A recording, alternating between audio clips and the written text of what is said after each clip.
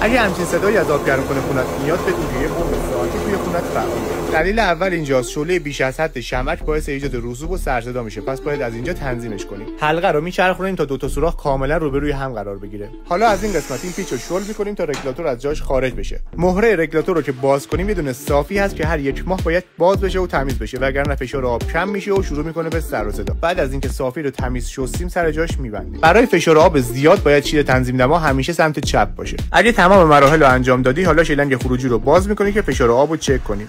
اگه فشار آب همچنان کم بود دلیل آخر رسوب داشتن آب گرم کنه که اینجا یکم طولانی میشه و توی فیلم جا نمیشه. کافیه کلمه رسوب رو کامنت کنی و یه سر بیای دایرکت، چون فیلم کامل رسوبگیری آب گرم کنه اونجا برات میفرستم.